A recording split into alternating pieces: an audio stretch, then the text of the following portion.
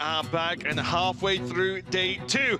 The Innkeeper has joined us and he's having a little bit of fun spinning that wheel. I'm not exactly sure what the outcomes of these options are, but maybe all of them are a little bit scary. He's happy with whatever he got though. I don't know what he won, but he won a thing. I didn't realize there was a wheel here that I could have spun. That's what I'm going to go and do immediately after we get off camera. It is, but as I mentioned, it is halfway through the day now, so we can check out what has gone on, as day 2 is probably the scariest day for a lot of players during this championship, as it is elimination day, and it means that players are being sent home.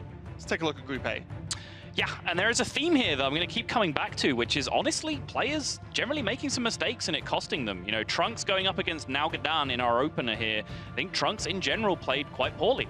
Nalguidan came out on top due to a number of mistakes coming out from Trunks, and it's Nalguidan who will face OldBoy in our next game. Yeah, and then in Group B, we of course have Jason Joe as the winner of the group, but we've got a rematch coming up a little bit later on. It's going to be Purple versus Wuya. Wuya beat down Amix again due to potentially just a misplay there, giving Wuya a chance to battle back in that series. Sounds kind of nuts, but let's move on to Group C.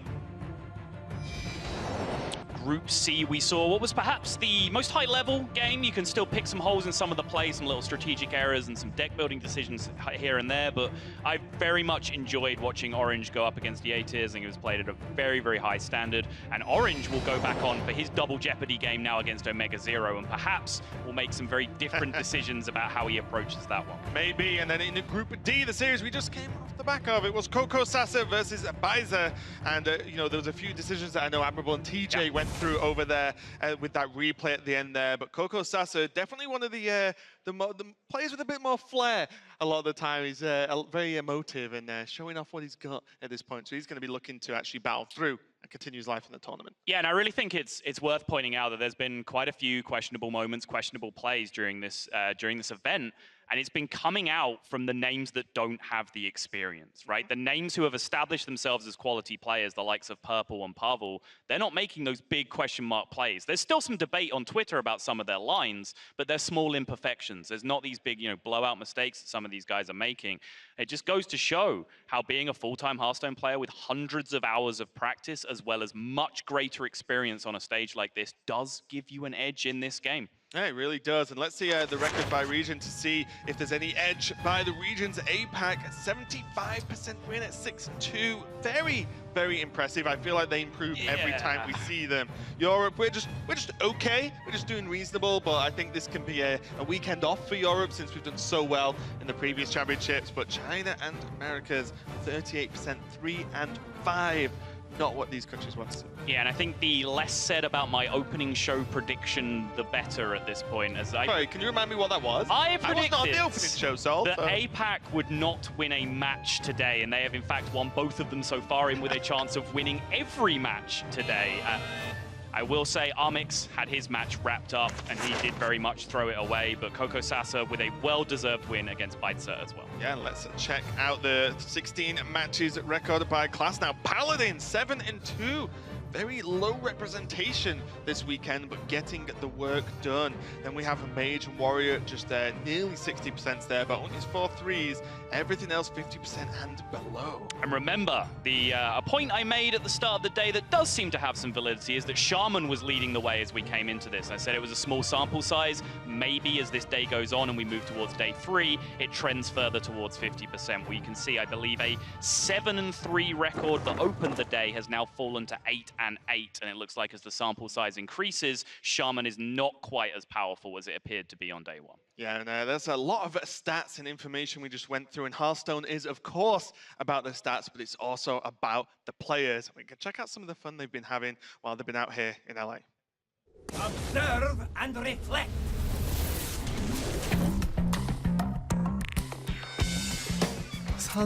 When I thought about Los Angeles, it always sounded really awesome. When I think about Los Angeles, I think of Kirby Bryant. When I think of LA, I think of the warm weather. It's a very nice place. There are a lot of things to do in Los Angeles. I want to go to Disneyland to see Mickey Mouse. One thing I want to do is go to the beach. I want to see Santa Monica Beach. One thing I really want to see in LA is Hollywood sign. Hollywood. Hollywood. Hollywood sign. 일단 But the thing I really wanted to see was the Blizzard Arena.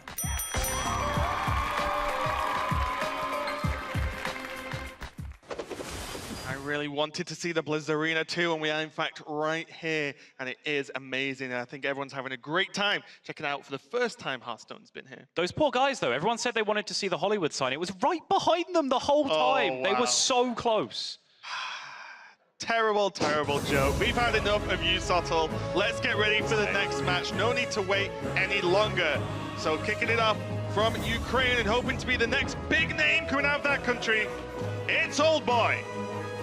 OldBoy told us when we spoke to him that he prefers aggro decks, but he hasn't brought them here because they tilt him too much. Well, nothing will tilt him more than a loss here in this crucial game.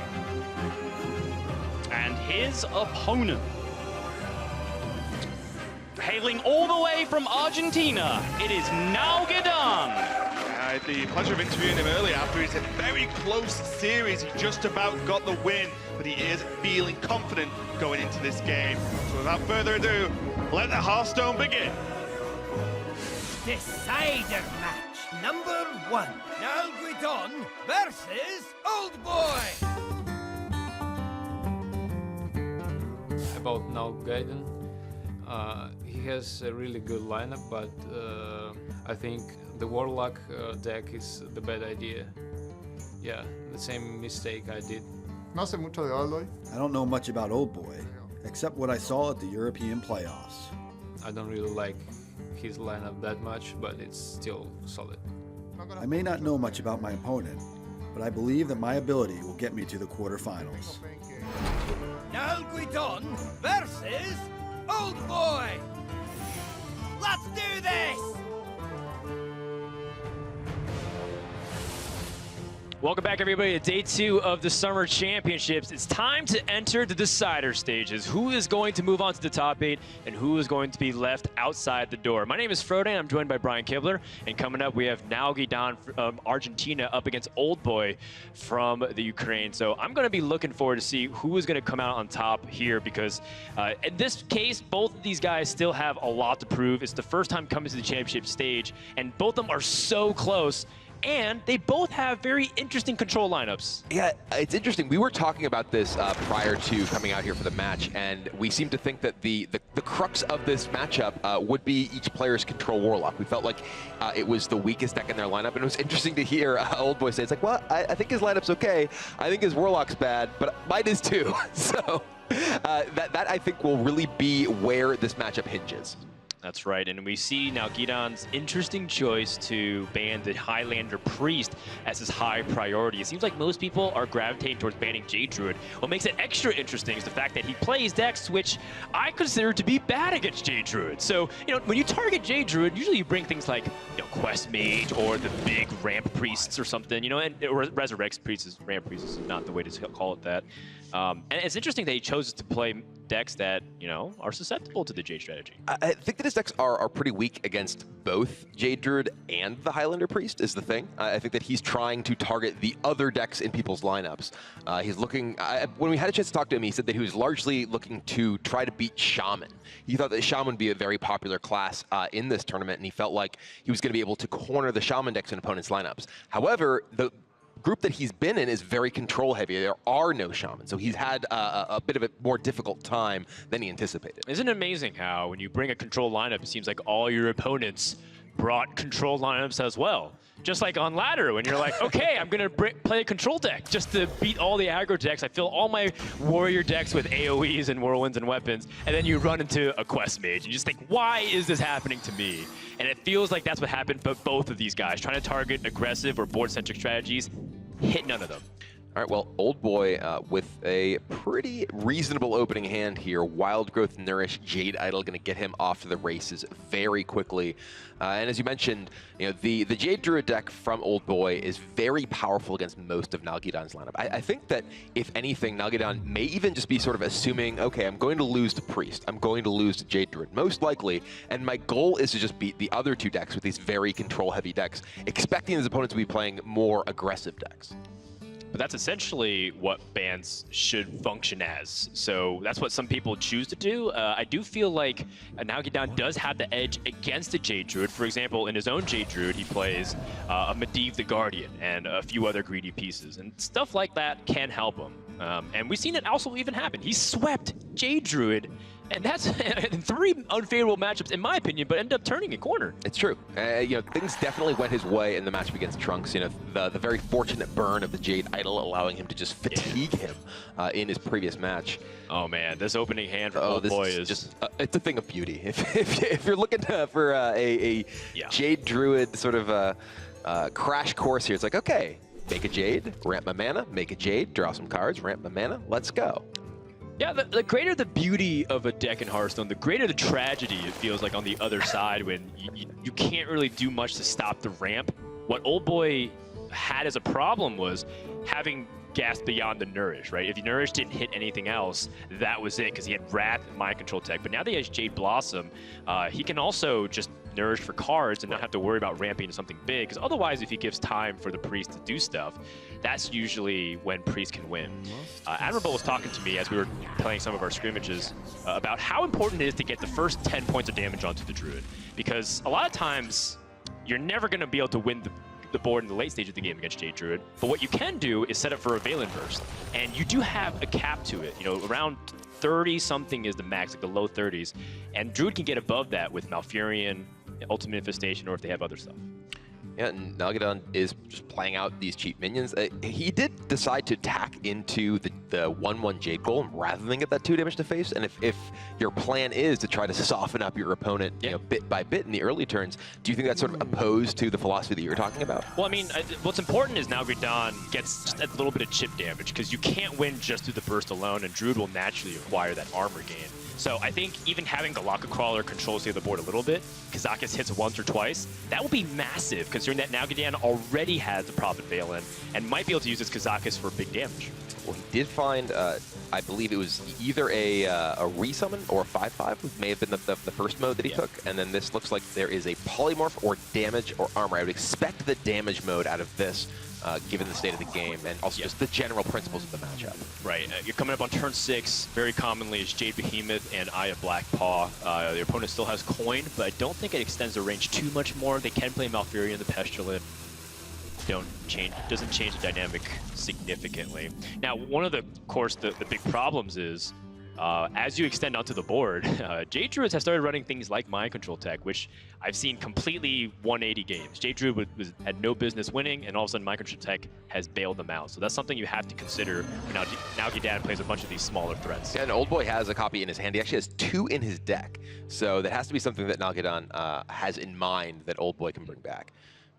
Look at that. That's quite the Firelance portal for 5 mana, if you ask me. Yes, it is. 5/5, kill your 3/6. It'll be interesting to see if he decides to trade here. He's been progressively trading each of these turns rather than getting any of the damage in the face here. And he is retaining a bit of control over the board this way, but there haven't, what are the sort of punish situations that he could actually be running into if he were pushing some of this damage to his opponent's face and then trying to make him trade? Yeah, that's true. And if OldBoy has Swipe, it'd commit almost all of his mana. He would have to have Swipe Wrath to avoid any damage. And, getting to 23, that's kind of around the sweet spot, because then Druid would gain 5 armor for Malfurion and 5 armor for Ultimate Infestation. The low 30s is where you really want him, because that's where the max range you can get. And if you can get him lower than that, you're in the ideal sweet spot. And OldBoy, he does have the Nourish he can dig for cards. He has Fandral as well. So he may be thinking, okay, I kind of want to save, potentially try and Fandral Nourish in the same turn to effectively get the discount. Yeah, he's just going to be deploying some of his minions onto the board. Yeah. This can kind of look like he's emptying his hand for a Ultimate Infestation. So Nalguidan may look to try to protect his board against Infestation as well as he can with this setup. I mean, my opponent's held Coin for this long while having a lot of ramp. A lot of the Ultimate Infestation alarm bells are ringing internally if I'm in Nalguidan's seat. But does that change a lot of things? I mean, I don't know how much it can actually shift your play here. One thing that's nice is your opponent played Mind Control tech, so it feels like extending onto the board isn't nearly as big of a deal. Or is he trying to bait you by having a second Mind Control tech and trying to make you feel like he doesn't have that much to follow up. I think a big part of this is OldBoy just trying to use his mana efficiently. You know, a lot of this game can come down to who's able to deploy things to as threats and just kind of have speed bumps in the early game, like you mentioned, the damage being so important.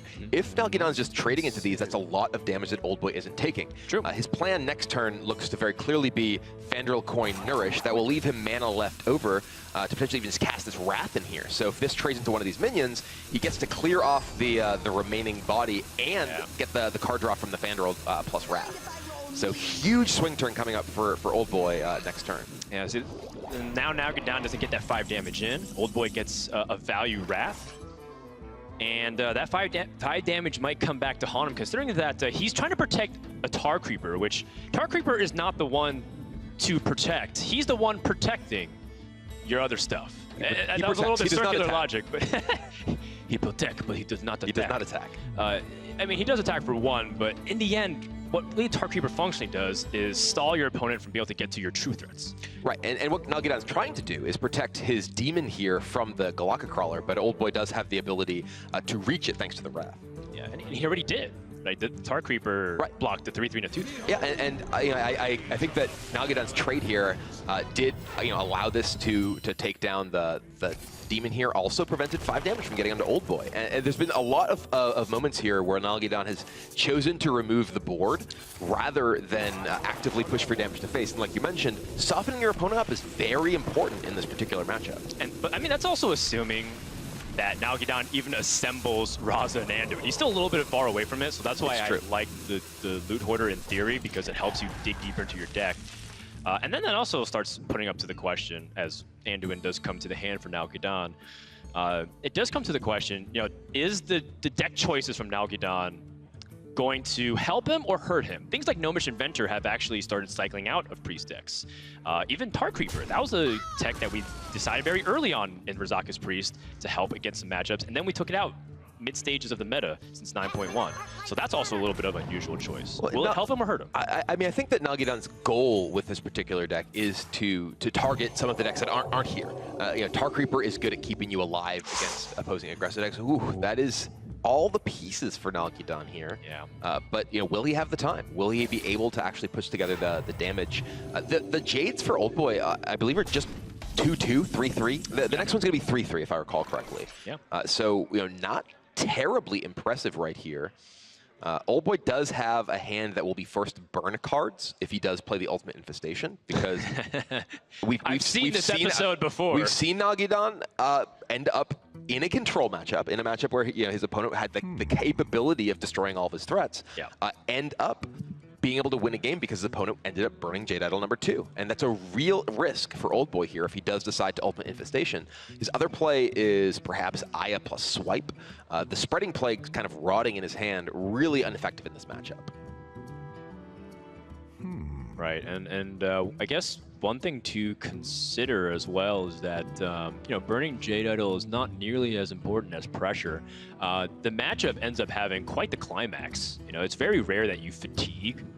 Not necessarily you win through fatigue, but you win through effectively removing everything and having one Jade stick. You kill him. You usually just kill him with Jades. And the same thing on the Priest side. Because of how much Razaka's Priest has gravitated towards cycling and become essentially, as you pointed out to me a while ago, it's become a combo deck, not really the control deck that a lot of people are used to seeing in a defensive Priest. Interesting. Chooses to swipe off the Gnomish Inventor here, rather than clear off the Tar Creeper to potentially make room for his other minions. Right. To push through next turn. Obviously, he would have to trade off the Fandral in that case, and he's potentially leaving the Fandral up as a possible threat. Well, he also has to free up his card space right now. So utilizing his resources is in his book. OldBoy's other option would have been to potentially swipe the Tar Creeper, trade in his Fandral. That would get the big health taunt off the board and allow potentially the next turn for the big Jades, or medium Jades in this case, to start getting damage in. Gotcha. He decides rather he'd have Fandral in play, which is clearly a threat that Nalguidan may feel compelled to deal with in this instance. But he didn't actually have an additional threat from Fandral this turn, so how much can it actually really impose in terms of threat following up? Yeah, I don't mind keeping Fandral on the board. It's always a real big threat. It makes top decking Malfurion really good in some of the late stages of the game. Not necessarily in this spot because he's been setting up for Ultimate Infestation. And here's another thing, too, that Nalguidan was able to wisely spot, is that in this matchup, it's not always about rushing to Shadow Reaper Anduin on 8 compared to a lot of other matchups because of how powerful his battle cry is. Yeah, the battle cry from Anduin can often be a massive game swing just to keep you alive.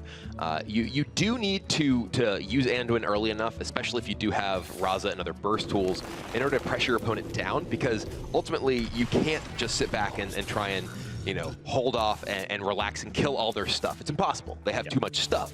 But you do have the potential to clear off, say, even just a board like this. Okay, I actually get a removal on one of your guys, but it does get scary because every Jade from now on is at least 5/5, so Anduin is going to be removal in the future, but at the same time, this is a lot of damage you're facing, and you don't really have that much you can do this turn. Two things just happened this previous turn. One, OldBoy drew Dirty Rat, and there's only 2 minions pulling. If he pulls Prophet Valen, Nalguidan has to find another way to get burst. But Nalguidan also picked up another 1 mana cost spell, so that extends the range of burst even further. Doesn't have Mind Blast, though. And I wonder how OldBoy will use his Dirty Rat. Is he going to wait, or is he going to go for it? Because when your opponent plays Shadow Reaper Anduin on a board that doesn't have a lot of 5-attack minions, it feels a little suspicious. It feels like you would want to necessarily go for a bigger swing with Anduin unless you can guarantee that you're going to kill your opponent in the next 2 or 3 turns. Well, if he were to Dirty Rat, I mean, he can Dirty Rat plus Spellbreaker no matter what. Right. So he can at least minimize the burst potential of Velen in that case. Though he can't necessarily clear it off. He'd have to Dirty Rat. If he hit Velen, he could Spellbreaker the Tar Creeper in this instance, given the board, and clear Velen, because he also doesn't want a 7/7 on the board. It's true.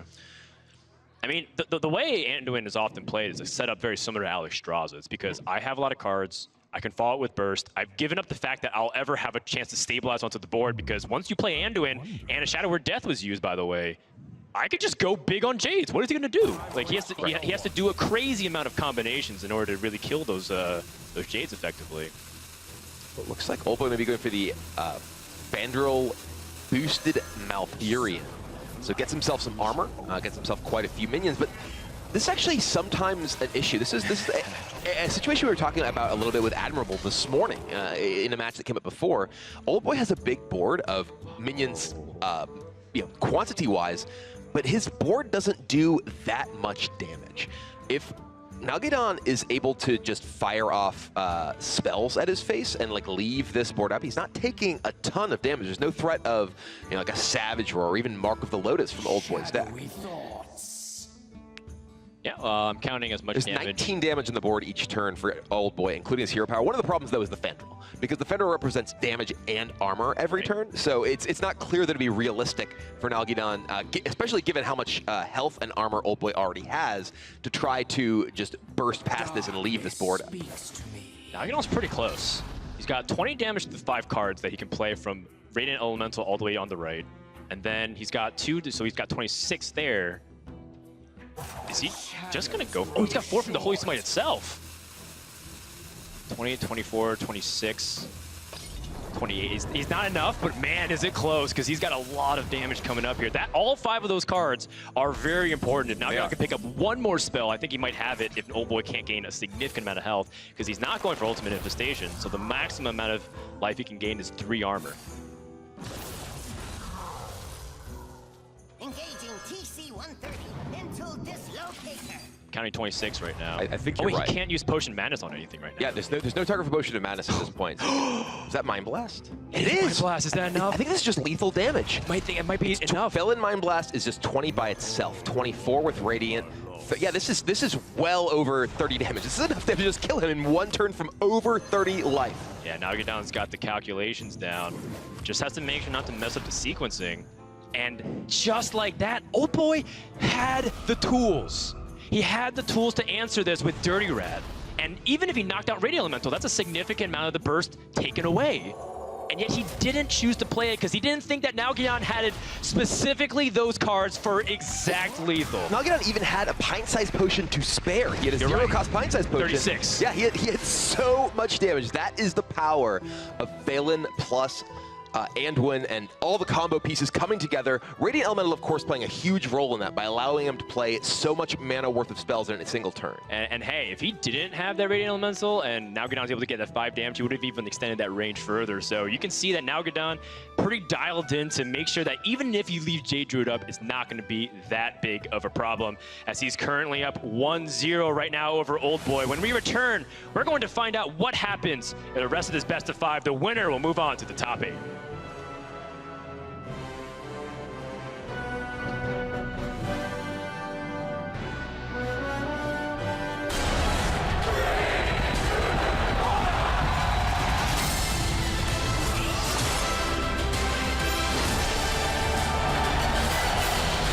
BlizzCon Online with the virtual ticket. Includes in-game items and more.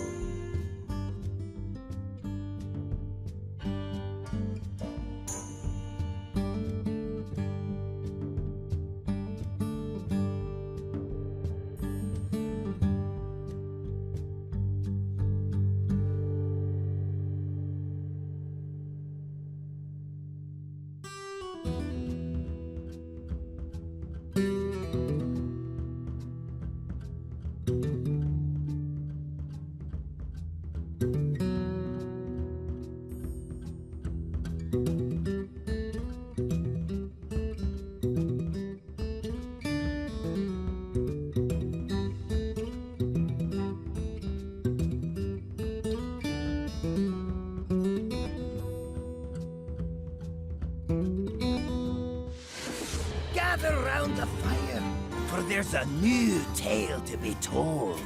This is the 2017 Hearthstone Summer Championship!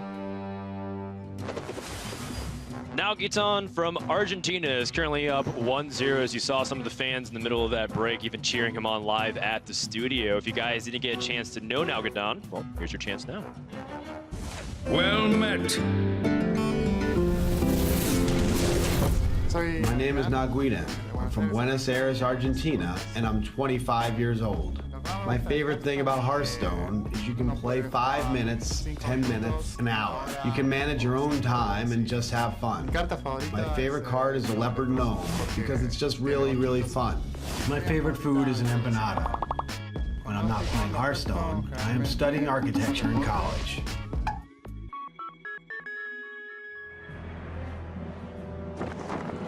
I also like empanadas.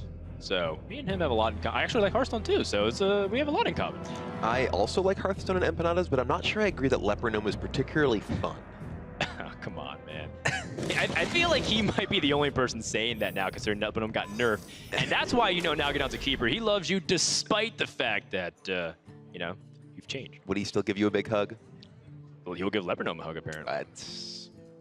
That's a problem. Well, I mean, we'll see whether or not Nalguidan can keep up his momentum from game 1 as he goes into game 2 with his mage. Now, this is a matchup that actually Gilbert and I were talking about a lot extensively before the match, which is N'Zoth Control Warrior with Deadman's Hand against a Control Mage featuring Arcane Giants. Two very unusual techs, or just decks in general, with a lot of tech to help them in specific matchups. But how does it really come together and crash here? Very slowly in most cases, so sit back and get comfortable. But we actually saw from the mulligan there, Nalguidan recognizing some of the important elements of this matchup. He kept Medivh the Guardian. He understands that this clearly is not a matchup where he needs to get any of his early pressure. It's much more about being able to establish threats, and particularly multiple threats that are more difficult for OldBoy to deal with. OldBoy's version of this warrior deck actually only contains a single copy of Brawl. So large, wide boards of minions can be difficult for him to deal with. He can kill boards of small minions pretty readily. He has Sleep with the Fishes and Blood Razor Whirlwind effects, but a bunch of big things can be tougher. Yeah, that's right. He doesn't have the fatigue win condition that some people might be accustomed to seeing whenever we talk about Deadman's Hand, which is Cold Light Oracles and going infinite with your deck by waiting for 2 copies to shuffle more copies of the same thing. Instead, he tries to win through removing a lot of threats, like you mentioned. And the way it kind of works with this mage deck, it's actually much more threat-oriented than burn-oriented from Nalguidan. So we'll see if whether or not he's going to be able to get any minions to stick, because he's going to need that to finish the game. This is a really interesting primordial glyph from Nalguidan. He has Simulacrum that can copy currently Medivh the Guardian. He also could take Frozen Clone, which could copy some sort of card draw, a minion like an Acolyte of Pain or Dire Own Hatchling. He's going to take Simulacrum. This is a second copy of Medivh. Wow. Much more crucially, 2 Atieshes. So this is a situation rarely you're going to see. Are you serious? Multiple Medivhs in a single game, unless one of them comes off the other. But also just the fact that 8-drop minion is the cheapest minion in your hand. 2 copies of Simulacrum. I think that's a great opportunity for. And also because Arcane Giants keep changing in cost, so it's just a funny, you gotta go right away. Funny dynamic where you had to play it immediately. Man, and I know that these guys have seen a lot of permutations and variations on glyphs and molten reflections, simulacrums, etc. But if it was me, I have a hard time keeping a straight face if I was able to land that. And another thing too that Nalguidan has managed to make a correct prediction is that Medivh the Guardian is in a lot of his decks. That's right. And a lot of people aren't playing oozes. And this warrior specifically does not have a lot of room for tech cards like oozes because it's trying to be so lean with its removal pieces. Yeah, just one Medivh is extremely powerful in this matchup. The second one, that Brawl that OldBoy picked up, if he is forced to use that before he uses Deadman's Hand, it is his only wide board removal. So he may need to piece together more removal with even multiple copies of Sleep with the Fishes, for instance. Crucially, too, OldBoy's deck has the Battle Rage, 2 copies of Battle Rage that you see in his hand.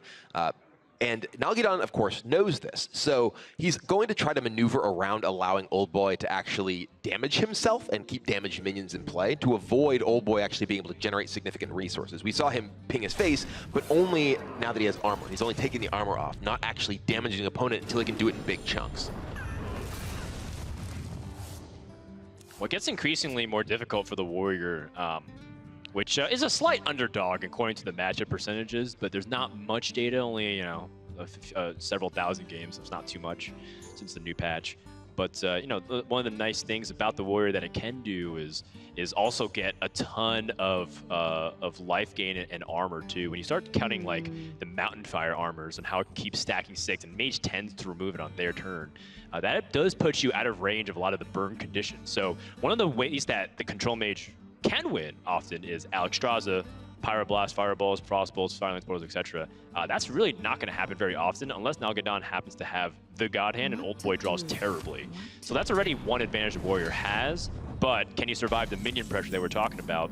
And with 2 Medivhs too, one of the funny things is I don't know if Nalguidan actually has enough high-cost spells to actually get like the crazy value that we're thinking about with all those ATS charges. I'm actually just looking at the way that Nalguidan is playing this hand. Speaking of getting ATS charges off, I think he may be saving his Ice Barrier specifically because it's a proactive spell that he can play regardless of the board. Sure.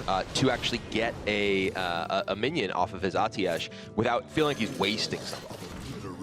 Oh, I mean, he's been saving this coin for the Medivh, so let's see what this Medivh can do. It is a little bit annoying that your opponent puts so much power onto the board, so Medivh itself as a 7/7 doesn't seem like it'll have significant impact.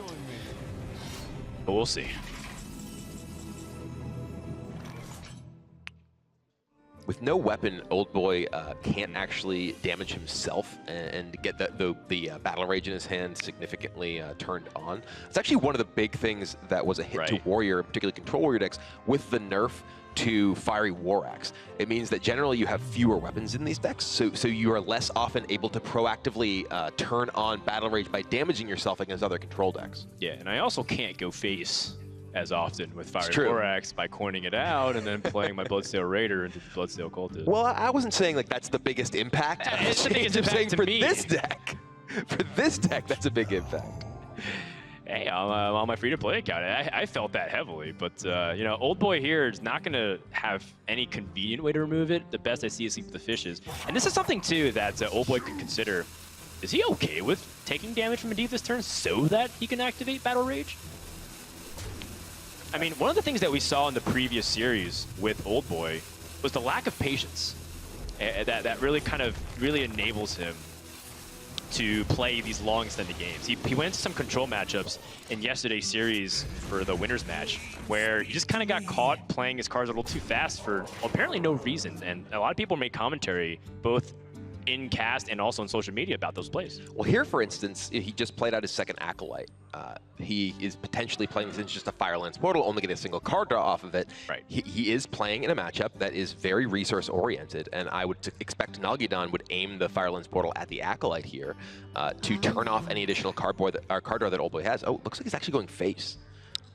Yeah, I was seeing if he had any other more mana to maybe Frostbolt that, but Firelands Portal maybe feels like it overkill on the Acolyte's not good, or maybe doesn't want to give the draw to the Warrior, because I think what he saw was OldBoy was unable to generate any Whirlwind effect with the previous Acolyte. He obviously would have loved to get an extra card. So I think Nalguidan's making a pretty intelligent read right now that OldBoy doesn't have a way to activate that Acolyte.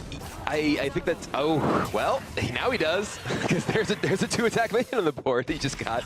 Oh.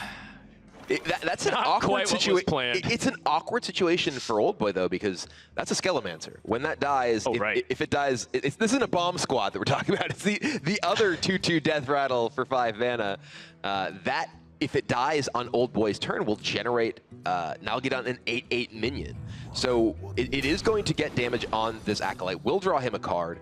The Whirlwind is kind of stuck here because otherwise it'll generate an 8/8 for the Skelemancer, but this does turn on Battle Rage. In fact, twice over because of the damage Acolyte and the damage to OldBoy's face. If Nalguidan had just killed the Acolyte, he would have dealt a little bit less damage, but he would have prevented multiple card draws for OldBoy in this instance. Do you think how much do you think the pressure is important for the Warrior compared to getting value off of perhaps waiting for a dead man's hand to shuffle N'Zothon? Do you think it's more important for Warrior to pressure the mage life total like the traditional ways you can kill the control mage, or do you think it's important that OldBoy plays long term and tries to get like a lot of value off his cards and fight resources? Another Battle Rage. I was going to answer you, but that was pretty exciting. Yeah, even more cards for OldBoy. That was a big draw. I mean, he was in a position where he was really low on cards. You know, he had very, very few cards in his hand, and he's got too many. He has 9, right? But but the Acolyte, yeah, he could potentially burn a key card here.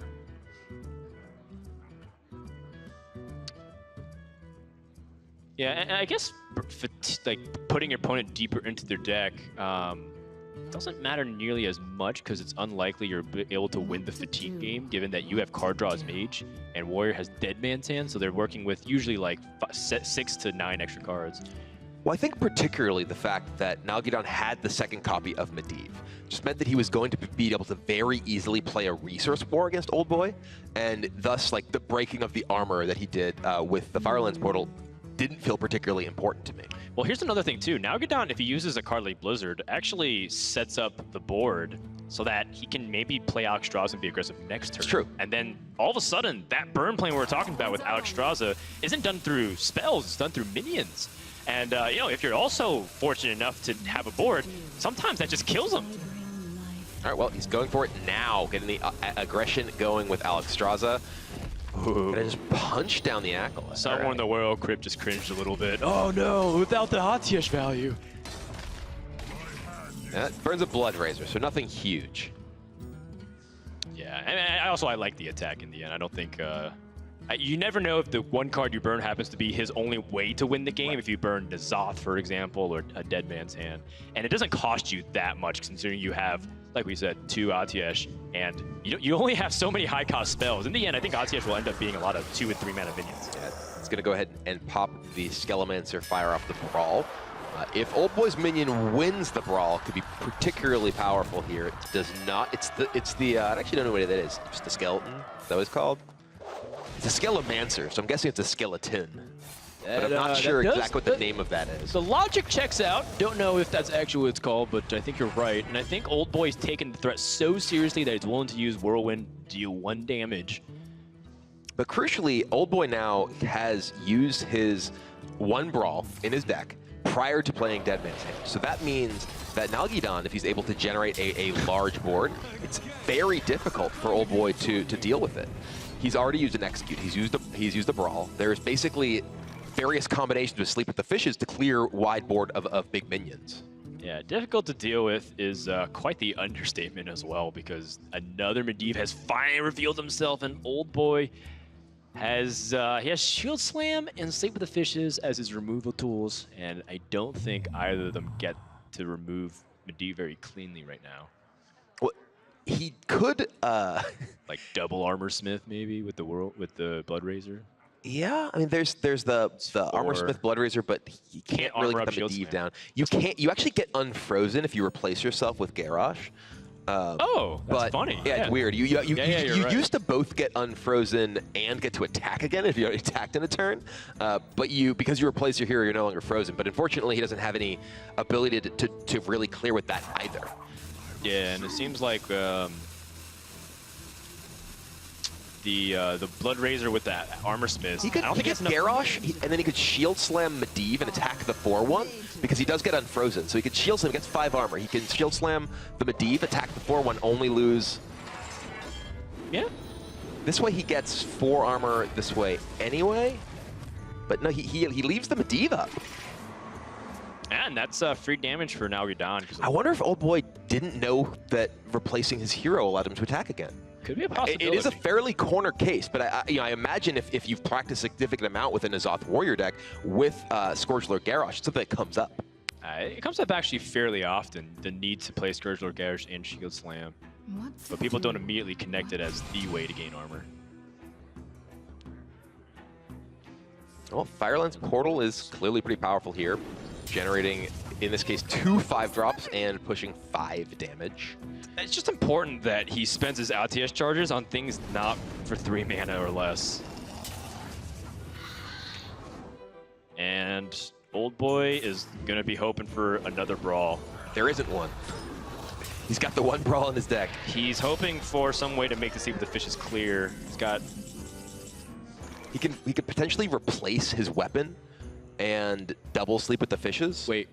Because he could Garrosh. If he Garrosh replaces his weapon. Sleep with the Fishes and attacks. Does that clear everything? I think it might. Yeah, because of the positioning of these minions, he could potentially Garrosh, Sleep with the Fishes. I believe that actually might clear. right? Because the Garrosh triggers the Death Rattle of Blood Razor. That deals 1 damage to everything. He then gains armor from the Armor Smiths as well.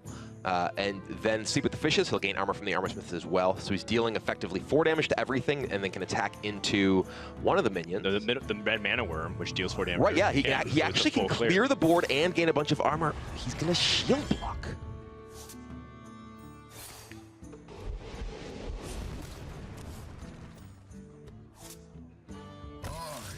OldBoy just concedes. I think he just wants out of this game, realizing that he's been completely bullied, but I don't know. There's no more ATS charges, and Nalguidan only had a Frostbolt. I feel like OldBoy missed some opportunities there. I feel like the previous turn, if he had decided to go for it, he could have cleared off the Medivh. I feel like that turn, the Garrosh, maybe he was missing the Death Rattle on his Blood Razor when he replaced it with whatever the weapon that Garrosh gives you is. Yeah, I think the wheels are coming off the train here for OldBoy. He's down 0-2, and Nalguidan is cruising to a victory. He only needs one more game.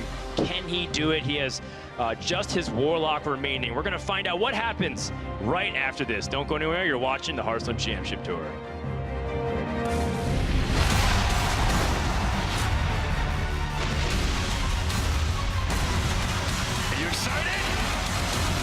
BlizzCon 2017. Watch the opening ceremony and eSport events free starting November 3rd.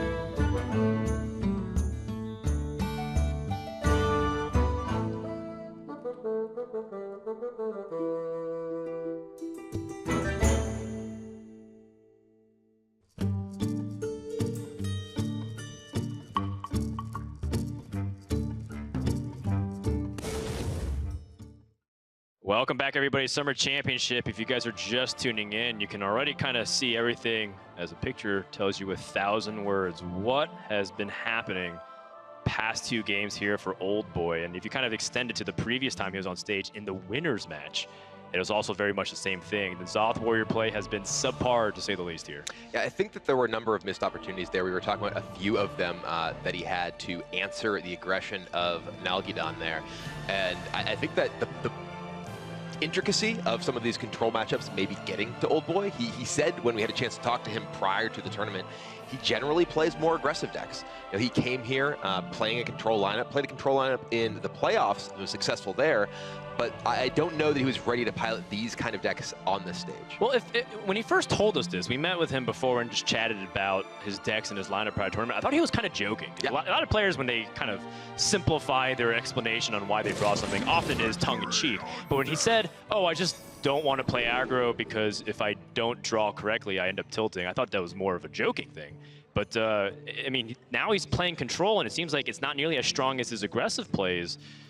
And I'm starting to believe it. At this point, OldBoy is not necessarily playing something to his strengths, which now you have to kind of question going into game number 3. But speaking of strengths, Nalguidan's Warlock deck has been his weakness. So far, this is the deck that really let him down. He was up 2-0 against Tom in his first match and dropped all 3 of his games with his Warlock. So he needs to turn things around with that deck here. Yeah, Nalguidan's Warlock, for those who need a refresher course or those who are new to the broadcast, does tend to play a traditional handlock style with Mountain Giants, Twilight Drakes, and even featuring a Faceless Shambler, which I think is really key in this series in particular because he has an extra threat compared to OldBoy's Control Warlock, and he also has a Twisting Nether, so a slight extra greed might help him play a little bit even more defensive if he's able to get to that matchup, or even if he needs that matchup, because he might be able to just win right here. Yeah, OldBoy does have a very answer-heavy hand of his own here, as well as the N'Zoth, which he wants at some point, though clearly not right now in the early turns. And, you know, this kind of takes me back, Brian Gibbler. Back school. to the days where Warrior did Hero Power and Shield Block, and your opponent coined out a Twilight Drake, and then you're kind of left wondering, you know, where did this all go wrong? The fact that the Drake is 4/8 just outside the range of Shield Slam. You got Armor Up and Shield Slam right here, so OldBoy does have the answer pretty cleanly to remove this right away. Yeah, well, sorry, the cases where you don't have the Shield Slam, and then you lose your armor, then you draw Shield Slam, and then you're like, oh man, just missed my opportunity too. But this is like the old school Hearthstone days. Control Warrior versus Handlock with new tools. Well, there's an old tool, another one. Yeah. The Mountain Giant coming to hand as well. And OldBoy can Shield Slam this. That does leave him with an Execute still remaining to answer the next big threat, which Nalguidan conveniently has lined up for next turn. And I would expect to see that used here. In particular, next turn he has the ability to Acolyte of Pain plus Whirlwind plus Execute to take out a Mountain Giant, which allows him to get his card draw going a bit. Yeah, there's two stark differences in how this matchup has largely transitioned. It's one that Warlock has lost a lot of its crazy powerful swings through things like Sylvanas and Shadowflame, and it's also lost Jiraxis, but it kept some late game power with Blood Reaver Gul'dan, which is a nice big board thing. However, Warrior's a lot better at dealing with those wide boards with Brawl. At the same time, Warrior lost his finisher in Garrosh's Hellscream. Not necessarily because it's removed from the collection rotation, but because N'Zoth is more of its win condition or even fatigue. So I wonder how that's going to change and shift the dynamic of this very old but classic matchup. Nalguidan looks like he's just going to try and shut this down with a Doomsayer. OldBoy does have Blood Razor, so he can potentially get another card draw off this Acolyte first. One of the interesting things we keep seeing here, the Battle Rage in OldBoy's hand. You know, he has 41 health. He has 11 armor here. Because he's had so much good removal in the early turns, Nalguidan has not been able to connect with any damage. It's left Battle Rage to be at best a cycle effect here, essentially. I wonder if what you would fish for if you Dirty Rat a Doomsayer. A lot of times that is a play a lot of control matchups or control players like to do in some of these pivotal Doomsayer turns, because they set up for something like, oh, maybe you're setting up for an Abyssal Enforcer. Guess what? I just pulled it out for you, and you have no 6/6 as your way to gap tempo. OldBoy's definitely debating the possibility of the Dirty Rat here, I think. he may even be considering just killing this. Look like he was briefly considering killing the Doomsayer, like almost attacking it. Yes, interesting attack. I think it's because the setup for the Whirlwind effect.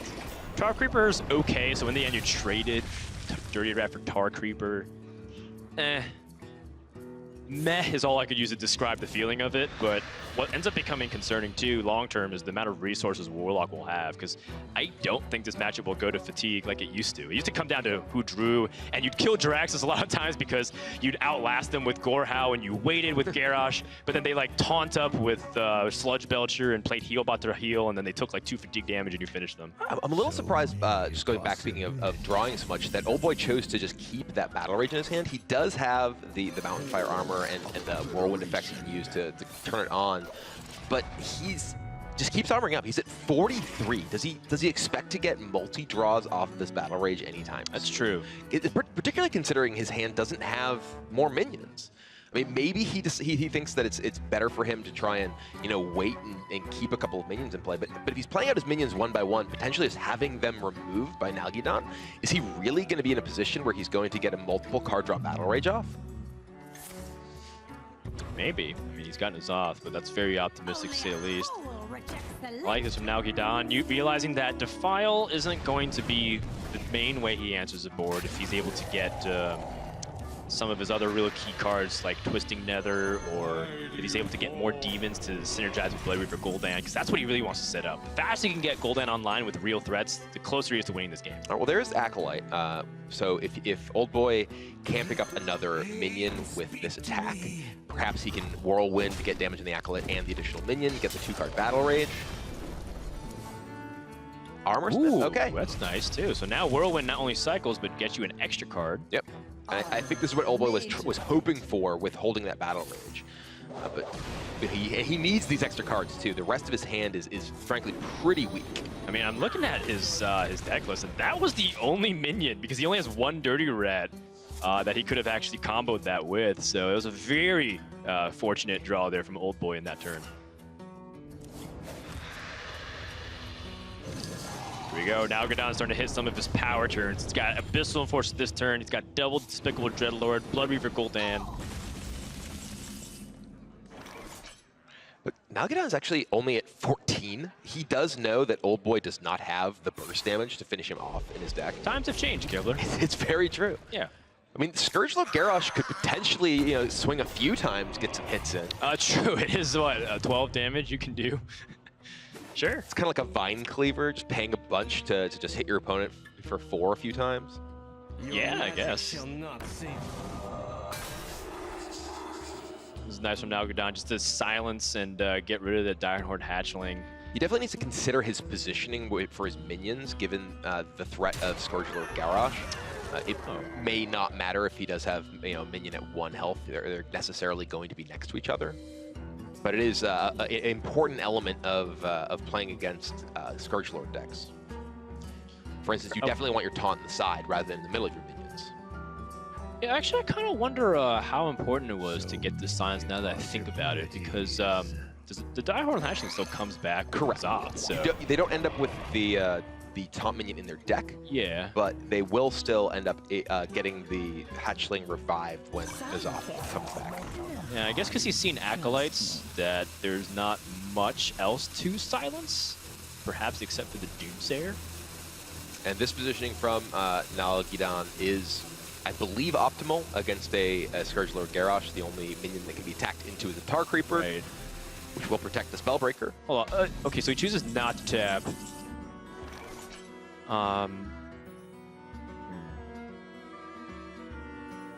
What's he setting up for here, Gilbert? Because there's a lot of ways he could have played that turn, I think. Because I was kind of thinking about 1 card, and all of a sudden he went wider instead of playing like Dreadlords and trying to fight more for the board here.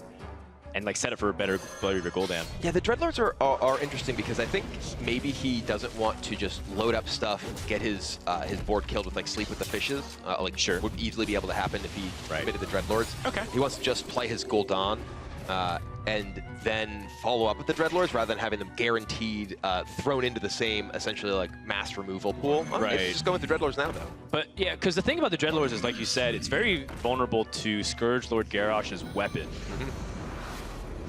But now it's the same exact thing, but I guess maybe Nalguidan wants him to do that so that he can play Blood River Gul'dan and have a little bit more demons onto the board. And maybe he felt like he wanted to get the life gain out, because he didn't even life tap. Right. So he's probably concerned about his life total at this point, to a certain degree. Maybe not so much. Well, OldBoy's almost dug to the bottom of his deck. You know, his early game card draw was quite weak, but he has just a few cards left in his deck, and he has Dead Man's Hand for the N'Zoth now. Right. So he's going to be threatening multiple big boards of Death Rattle minions turn after turn. It's a slightly awkward spot for Nalguidan too, because he cannot trade in these Dreadlords and then play Gul'dan. Yeah, you're right. He can't do that.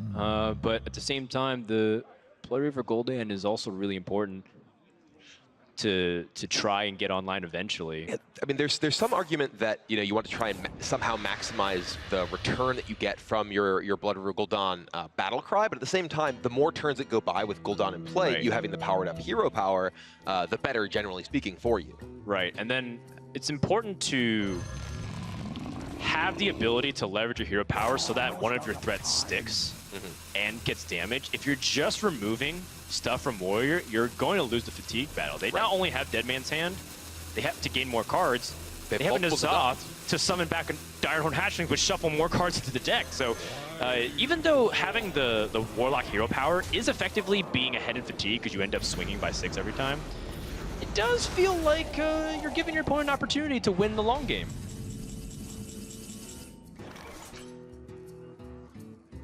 So we definitely want Dead Man's Hand before we play N'Zoth. I believe that is true. So at this point, if OldBoy wants to Dead Man's Hand, that Voidwalker play actually was really annoying to stop the Mountain Giant from taking, or to stopping the Dreadlord from getting killed off along with Mountain Giant taking last. Yeah, Nalguidan's positioning against the Scourge Garrosh is quite strong here. There is still the threat of Scourge Garrosh just clearing out the Voidwalker and then execute, killing Mountain Giant, but there's at that point still the 2 Dreadlords in play, which is, however, a little bit awkward because that means that once again you're sort of delaying your Blood Reaver Gul'dan. And interesting to note that if OldBoy chose to oh,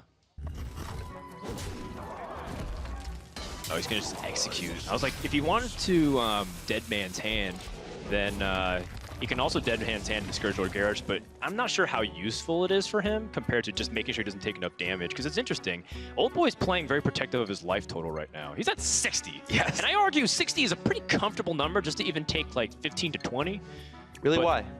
Just because you're still very safe, you know? And you still have ways to gain life, and you still have a lot of taunt minions left over, which effectively act as it. But at the same time, maybe he feels like he'd rather get rid of his opponent's threats, and he can win the removal game. Yeah, there is definitely an argument that it is valuable for OldBoy to get a Execute shuffled into his deck with Dead Man's Hand as well. That's true. If there's an individual locked minion. Important.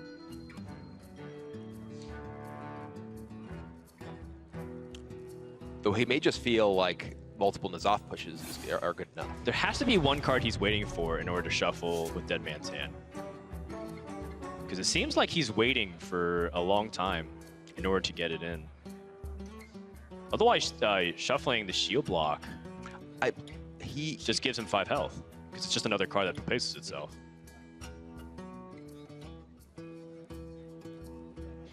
Looks like he's going for it now. I mean, it could be the fact that he drew Direhorn Matriarch, and so he gets another big threat into his deck.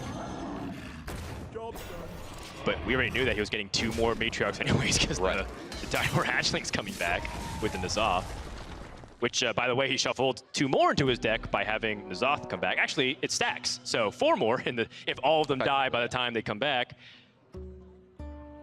So OldBoy is definitely not going to run out of cards anytime soon. I would expect to see Siphon plus Doomsayer this turn to try to set up and give yourself the clear to play your Gul'dan. Yeah.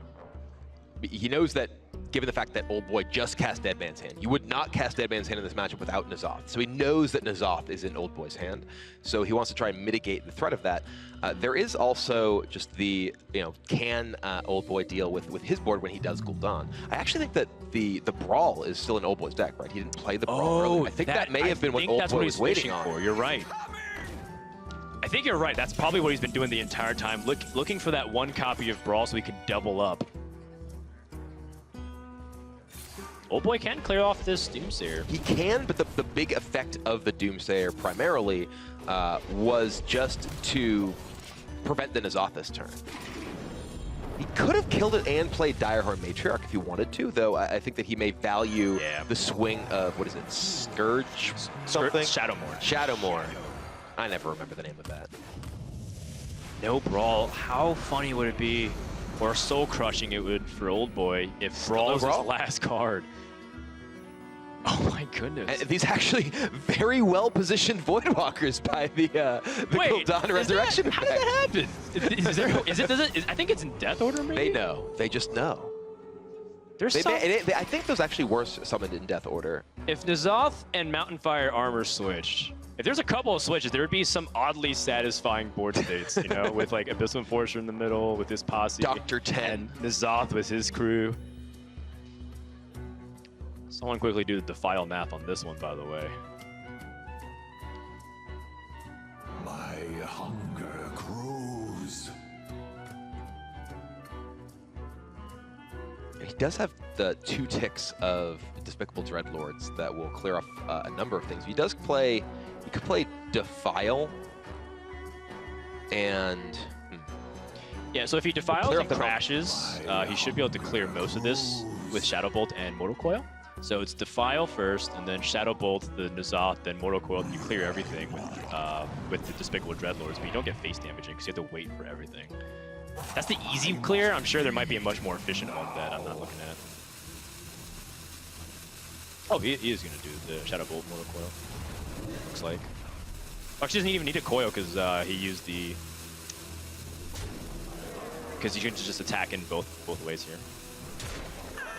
Is slightly awkward because it leaves you know, 1 health here that looks died in the whirlwind effect from OldBoy. Yeah. And one thing that what Nalguidan's afraid of is the Brawl. And he just shuffled more cards in. So if OldBoy doesn't have the Brawl, which he doesn't, then he just... I mean, this just wipes the entire board with Sleep of the Fishes. And now Nalguidan is basically out of threats. Made to fit. What does he have left? He's used his one Abyssal Enforcer. He's used both Mountain Giants, I believe. Has he? Oh, no, you're right. He played the second one. He played 1 in turn 5. And then I don't remember him playing the second one off the top of my head. But regardless, OldBoy has another N'Zoth here. He has another Direhorn Matriarch. And then multiple Direhorn Matriarchs coming back. There's the Brawl. Now that everything's dead. Now that everything's dead and he doesn't need it, considering that he can just close the game out with... just a couple more threads sticking. And what's really important, again, is that Warlock will start hitting fatigue. So there's no actual rush for OldBoy to try and win the game immediately. He can just gain life and win through effectively just waiting and passing.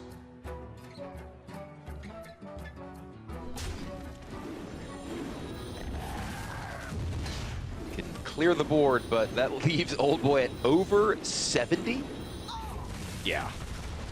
With an N'Zoth still available. As much as things change, things remain the same, Kipler. Warrior over, basically at infinity life. And Warlock kind of just fatigued and nothing else to do here. Kill them all still works. Second Hellfire comes in, and there's no actual way Nalguidan can generate this much damage in time, because OldBoy has that N'Zoth. I guess they're going to play it out, just make him have it. And when people ask, why do we only play 1 copies of Dead Man's Hand? It's because 1 is often enough. Because they can't play any, so... I just want to point out that if Nalguidan Twisting Nethers this, that's 24 armor peak game. Yep, and 2 more that's 6/9 taunts in the deck. He's just playing it out. That's a lot more than that. That's 93 health. Just a casual 90 life on turn 72. All right, I'm not going to let you break 100 somehow. And OldBoy picks up a game he needed to stay alive in this series. Yeah, a big thing happened was that Warlock was not able to stick a threat. at all. OldBoy had double shield slam with the shield block, and that really helped buffer a lot of that damage. I mean, by all means, how do you really deal with a warrior that removes everything and able to draw their late game? That was kind of the big dominance of control warrior in the past. And now Nalguidan, maybe the little PTSD of that Warlock getting swept the previous time he played Tom might come back to haunt him a little bit here. Yeah, Nalguidan needed for those minions to stick. They just did not, and OldBoy was able to grind him out. All right, well, OldBoy got past his obstacle in the Warrior, but he has to make up his ground by win another 2 games. As we get ready for game number 4, take a look at a little piece getting to know OldBoy better. This is the first time I ever tried to qualify for the HCT tournament. Pyroblast is going to do it. OldBoy locks it up. When I played Denim Blue, it was really important win for me because I didn't have so much chances to win against his lineup. I became nervous, but in the end, I did what I wanted to do. OldBoy, what an impressive performance from him. After the win, I mean, I went to the bar with my friends. My brother showed me Hearthstone one day and then started playing more and more, and then I was watching streams and stuff, and then tried to play some competitive Hearthstone. The first time I played on stream, my hands were shaking and I was really nervous. So I'm just trying not to think about playing on the stage.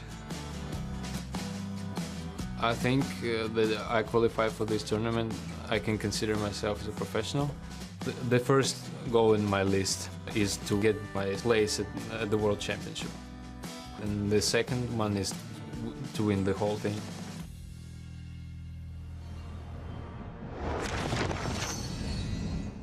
OldBoy said that he feels like the CIS region of Europe is particularly strong at Hearthstone, largely because there's so much great content out there made by Russian speakers.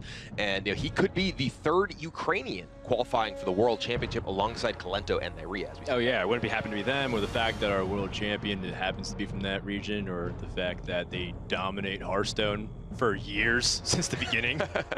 Really? That didn't tip it away, OldBoy? As you can see, one person looking to upset that CS dominance is Purple and Ouya. Japan will meet Canada once again in the arena. Looks like Doc Pone, fellow Canadian, as well as, they both speak French pretty fluently, I think completely fluently, in fact. And also members of their local communities as well. Dr. J's an OldBoy fan. Yeah, apparently he's cheering for CIS because there's no one left from America to cheer for. Unfortunately, all the Americans have been knocked out. Are you saying that he's not actually an OldBoy fan? He's just a fair weather OldBoy fan? I mean, OldBoy is down right now, so if Dr. J sticks with OldBoy right now, he is a true diehard fan. As he raises the sign again. The camera's off him, but Dr. J is cheering passionately. OldBoy has won with this Zoth Warrior, and we did have mouthfuls to say about how that game and how he's been playing the Warrior, but I feel like as long as you get that first win, and as long as you have a chance, keep your composure, and you never know what might happen. We've seen reverse sweeps happen very often. We saw reverse sweep happen to Nalguidan in this same situation. He won 2 games. He was on his Warlock deck, and then against Tom, he just lost all 3 in a row with his Warlock deck. One of the saving graces for him here against OldBoy also has the same Warlock deck, effectively. And I think that Nalguidan's version is actually better for the mirror, but OldBoy is going to be sticking to his Jade Druid for this next game.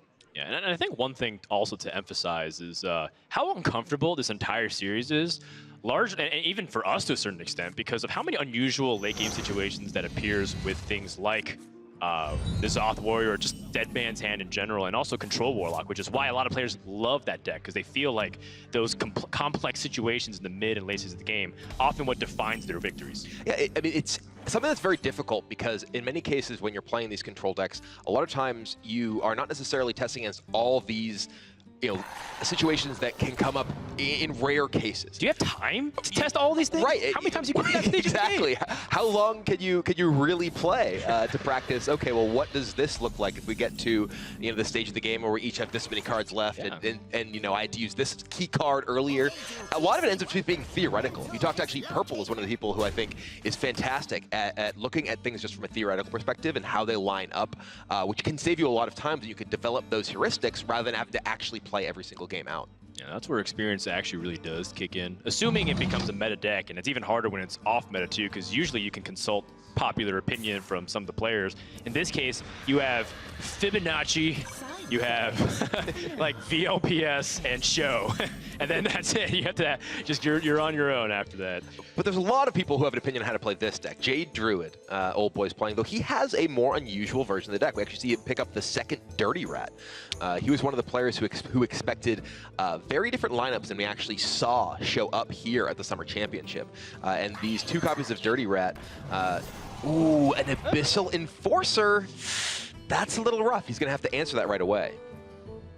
Yeah, the Dirty Rat's definitely an interesting tech choice for OldBoy's lineup, which is something he emphasized a lot and felt like it's more important to him than perhaps being a big name in Hearthstone. If you're a big name, that doesn't mean if you brought a bad lineup, it doesn't actually mean that you're gonna win. So, I mean the lineup is more important in this meta. And OldBoy took a strategy very similar to Amix, another European player who has fallen earlier today. And they both felt like they had control decks to really shut down aggro strategies. And only one player brought a full aggro lineup in Omega Zero. So a complete misread, but I don't blame him for trying to do something really bold because it would have given him a huge advantage if that was the case. This is a really awkward situation for OldBoy. His tech choice here, the Dirty Rat, left that Abyssal Enforcer on the board. It's not the worst case scenario. It could have been a Mountain Giant. He can kill it, but now there's a Twilight Drake to deal with. And does he Spellbreaker the Twilight Drake now and try to deal with each of them over turns? He could Spellbreaker the Twilight Drake. He does have the Swipe in his hand. He can clear off the pair of them the next turn after maybe pushing some damage here with his Mind Control deck, but chooses to just go ahead and take both threats off the board as he can. Yeah, and on the final note of some of the lineup discussion that we were talking about, is Nalguidan built his lineup specifically to allow him to beat Jade Druid because he's not banning it consciously because he's targeting he's banning the priests. When he's targeting Jade Druid, Control Warlock's not a deck that I immediately think of in terms of leaving Jade Druid open and being vulnerable of it, especially because he doesn't even have anything to stop the hypothetical infinite Jade trains outside of Twisting Nether. And he's looking to play more aggressively against these Jade Druid decks. We see here, he's just pushing that damage to face. OldBoy does have the answer with the Swipe, and now the board's sort of equalized. And Nalguidan, without really, well, I was going to say without much of a follow-up, but there's a Mountain Giant. Huge. Perfect cost, too. He can tap right into it and deploy the 8/8 right away. That was a massive draw here for Nalguidan. Mountain Giant hits the board. OldBoy can't directly answer it. Or can he? Doomsayer? Oh, that is huge from OldBoy. I'm having the biggest deja vu. That almost happened exactly to Nalguidan in another 50-50 scenario with 2 Doomsayers and 2 other minions in a previous series, which he reverse swept barely by the skin of his teeth. Yeah, the first Dirty Rat went against OldBoy, but the first one came up for him huge. And now look at this. Not only is the board clear, he has ramped to 10 mana with Ultimate Infestation in his hand. Nalguidan just plays the Despicable Dreadlord. He's playing into Ultimate Infestation. He saw that his opponent also played Jade Blossom. The writing is in the wall. He knows what's coming next. If you play Doomsayer, you actually kind of kill that 5/5 guaranteed, and you get the preemptive lead. And I mean, one Doomsayer inconvenienced him, but this one I think is a power play. I like where Nalguidan's head is at, and even though it's easy to tilt from the previous play, stay level-headed. If you're in OldBoy's shoes here, do you just Infestation the face? Look at your hand. You have 2 cards outside of the Infestation that are very weak. Yes, Nalguidan set up the Doomsayer in anticipation of it, but I think you just need to draw your 5 cards. If Ultimate Infestation didn't make a minion, you probably would still play I'd still probably play it in this situation. It's just that it feels bad to lose the 5/5. It does, but it can be for some players a tough choice. They're like, oh, I'm not getting full value, but you're not getting a turn if you don't play Ultimate Infestation here, and you're hitting your opponent in the face. He's not going to play it. Wow. Wow. I think this play from OldBoy is incredibly conservative to the point of perhaps just giving the turn and perhaps the game away. He still has the Infestation for the next turn, but he's given up the possibility of having an even more explosive turn following this up. Well, it's a hard decision too, because You know, if you think about what Nalguidan is setting up for, doing the 5 to face doesn't really matter in the long run if your opponent is able to gain life enough. Like, even though, yes, your opponent would be down to 10, you have Blood Reaver Gul'dan, all of a sudden that burn is irrelevant. So he might feel like he's wasting half of his ultimate infestation. I wonder if Nalguidan is actually thinking, okay, well, he didn't infestation this turn. That means he doesn't have it, and now his minion's going to die to it. Maybe that's true too. OldBoy was baiting him, saying, I can take a turn to wait because he'd only be on 8 to 9 mana, so I wouldn't be punished by Blood Reaver Gul'dan resummoning it right back. But if there had been 5 to face, Malfurion shows up. That's, from my perspective, having played a lot of Control Warlock in the current format, one of the ways you just lose is them hitting you in the face with Burn and punching you in the face with Malfurion. Yeah. Once you turn into that Death Knight, your limited life total and limited ways to get life back are an enormous problem. I can see that a lot, and I think, you know, Malfurion often isn't thought of a way to put a clock on people, but if you think about the Hunter hero power and you can amplify by 1, it starts to count really fast towards your win condition. I mean, now though, OldBoy, you know, he has the 5/5 in play. He was able to answer Nalguidan's Despicable Dreadlord, and now, you know, Nalguidan has a handful of answers, but OldBoy has a handful of bigger threats, and Nalguidan does not have very much life to work with. He does have the Blood Reaver Gul'dan, but right now he's had a Dreadlord die, he's had an Abyssal Enforcer die, and I don't even think he's had a Voidwalker die. Just have Defiles and a lot of removal with like Mortal Coil to help assist that. So if the board ends up becoming a little bit too wide and uneven in health, Nalguidan can get a nice clear here with Defiles' late game. And the important thing with Blood Reaver Gul'dan is very similar to Draxus, is that you have to have a very good hand after Blood Reaver Gul'dan. Because the hero power is great and all, but if you don't have good support for it, it doesn't do enough against Jade Druid. Definitely not against Jade Druid. A nice caveat to that is it's not exactly like OldBoy's and ramping his Jades. Right, his Jades are actually pretty small at this point. Are they even like 2/2 or 3/3? I think they're incredibly small. And 2/2, yeah.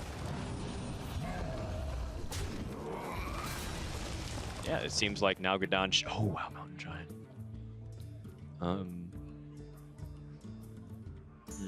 The file's a little bit uneven just from using it immediately. So maybe if you piece Hellfire with it. No, it's not. Yeah, It's he can't get to the 5 health flashpoint of Fandral here without using 3 cards or 2, or Hellfire for instance. But that's actually basically suicide here. Only one Despicable Dreadlord has died, right? It's true. And this is a situation where, you know, you're facing down the smallest of the Jades your opponent's going to throw at you. You can't just play Twisting Nether here and expect to be able to deal with the follow-up, because they're going to get a lot bigger.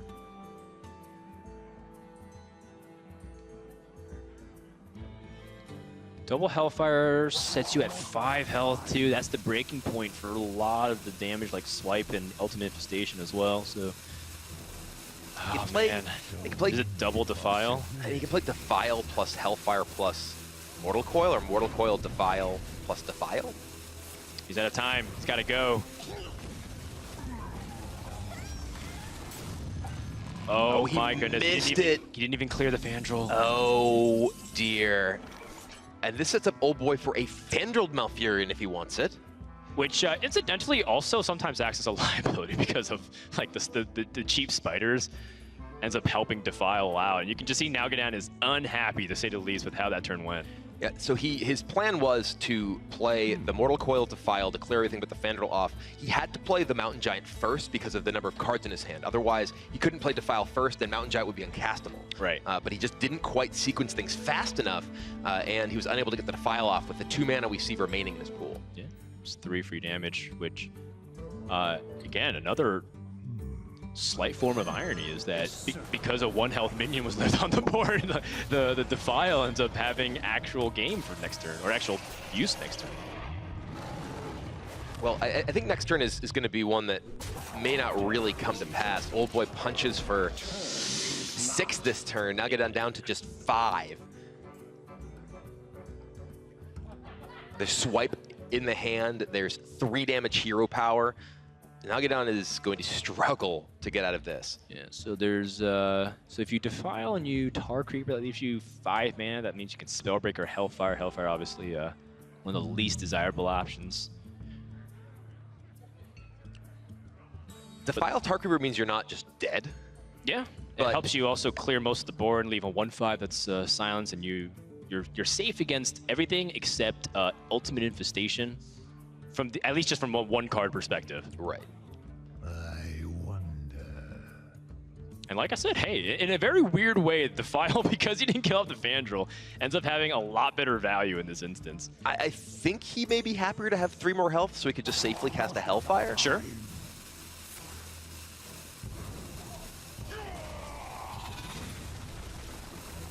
He's actually just going to Siphon Soul. He's that scared. He doesn't want to die to Ultimate Infestation, number 2. Oh. OldBoy has 1 damage off lethal with just a punch and a swipe to the face.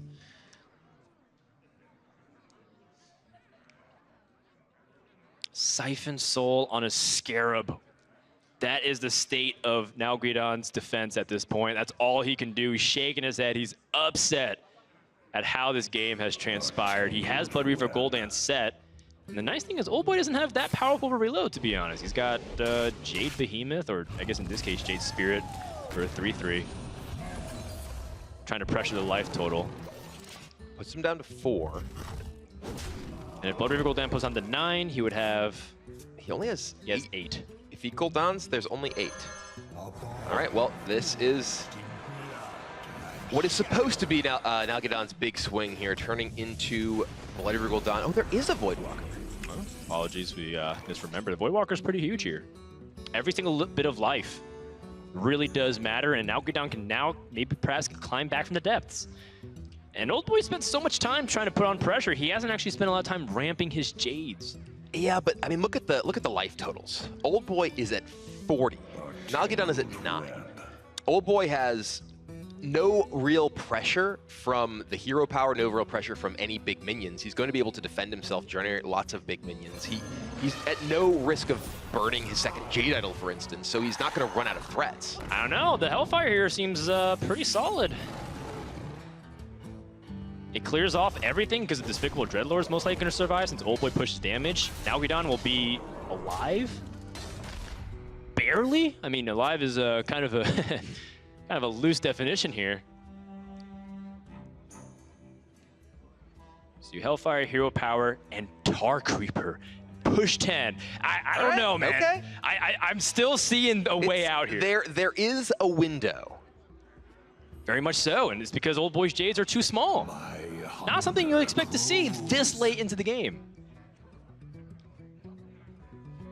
I wonder if the turn that OldBoy played Swipe and then played a Jade Spirit and Hero Powered, if he would have been better off just playing Jade Behemoth and Jade Spirit. There's a lot of ways. He would have ramped his Jades more. He would still have a Swipe available for burst. Nalguidan would be the higher life because he wouldn't have attacked his face, but he'd still have Swipe in his hand. There's a lot of ways more threat in the board. No, it's sorry, I keep interrupting you, Gilder. Oh, it's fine. There's just a lot of stuff going on in this game. 1 life for Nalguidan. Chomps the Behemoth up to 4. That's just out of range of the punch from Malfurion. Tarkreeper gets in the way of the Druid's Claws. OldBoy needs direct damage of some kind. Jade Blossom isn't it. He can still... I think he has another Swipe in the deck. He could perhaps go for Nourish. He can also go for defense because he's under significant pressure now. There's 11 power on board with a guaranteed 3 from the hero power. He doesn't have much time left here. He's only played the 1 swipe, right? He could just Nourish and try and dig for the other swipe right now. He has 7 cards in his deck. I feel like that's a Hail Mary, but at the same time, you know Blood Reaver Gul'dan is going to gain life next turn. Right. So you might have your 1 time and window, and you got 7 cards left. So if you draw 3, that's 3 out of 7 right there. A little under 50%. Feels like he has a better chance to win by setting up Jades and a big board.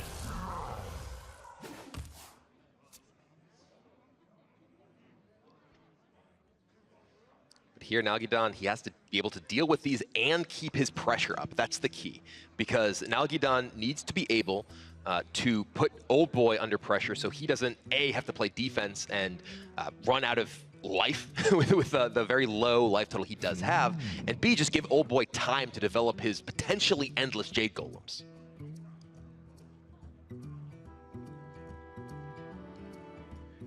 He is at the stage that the hero power, even the hero power combined with the Despicable Dreadlord ability, cannot kill any of the minions in the board. So he's going to have to use actual resources to take them out.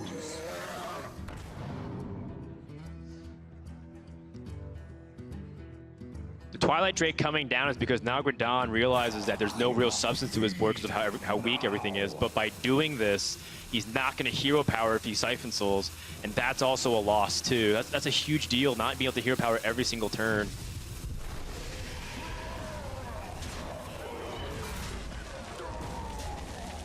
Wow. Trying to play around Spreading Plague a little bit too, because if he left everything weak, he almost has no chance of getting through directly. Yeah, but Nalguidan has so little pressure now. OldBoy can just take the turn off, dig with Nourish, try to find that burn. It feels like he's given him the time. Jade comes to hand. OldBoy finally getting to the win condition that thousands, if not millions of Hearthstone players are familiar with.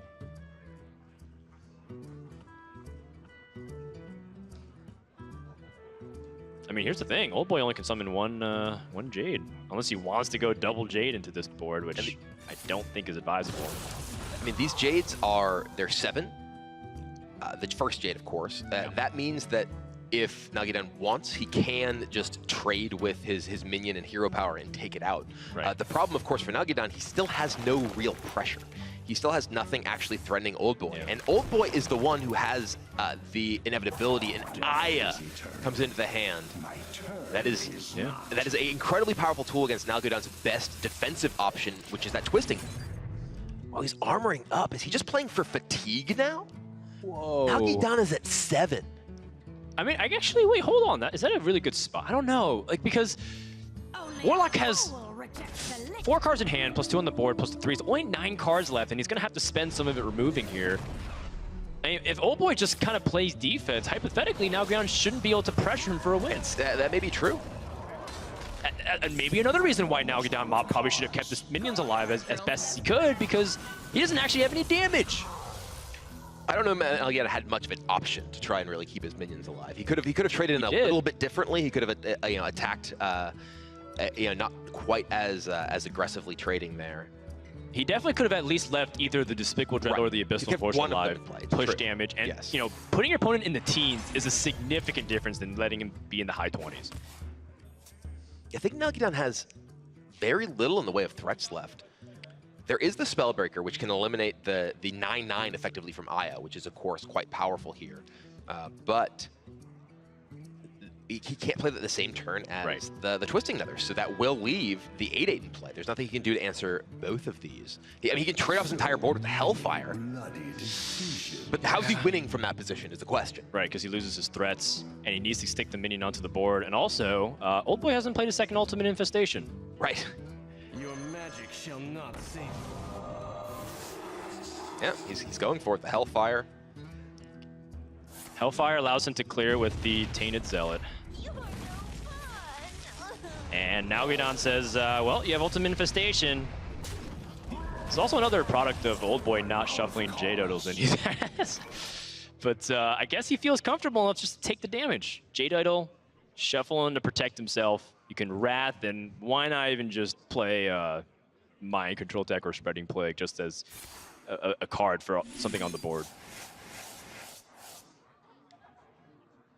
Yeah, OldBoy in the very familiar shuffle my Jade-Idols in, let's draw them, let's go. This works too.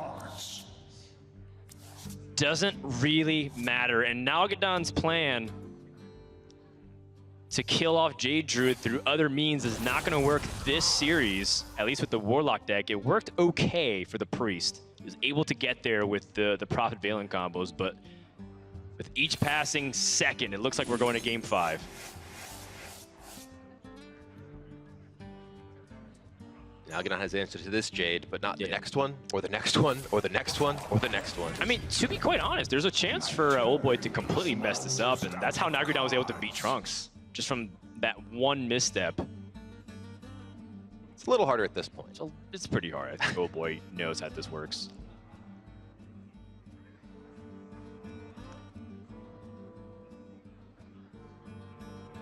Nalguidan trying to find any way out here. He's just not doing enough damage. Malfurion is so powerful in this matchup, both on offense and defense. He attack and he also protect. OldBoy still not even threatened by like what's on board. Part of the power of... the Wrath is just lethal here, opening up the way for the 9-9 and the Malfurion Punch. Finally going to end this game, and OldBoy takes it to a Game 5.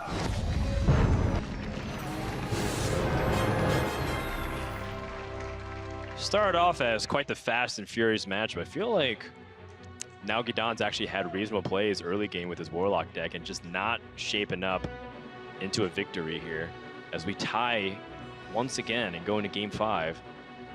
Now, this is something that we mentioned at the very beginning of the series, and something that, you know, is going to come up here is the Warlock Mirror. People loved handlock mirrors in the past. Well, you're going to get one when we return to the Summer Championship. Don't stray too far away from the fire, my friends. There's more tales to tell. This is the 2017 Hearthstone Summer Championship.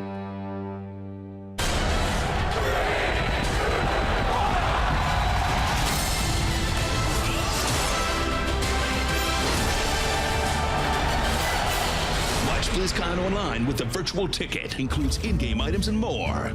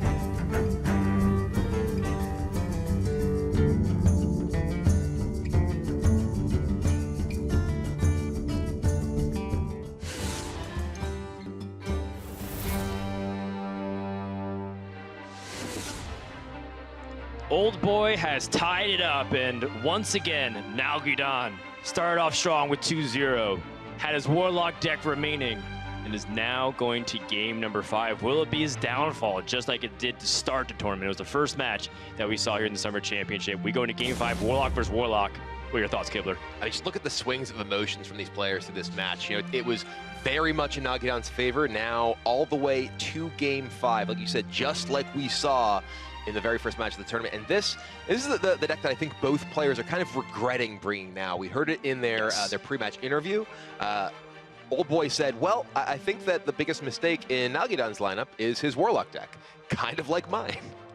Right, and the Control Warlock mirror is going to be interesting.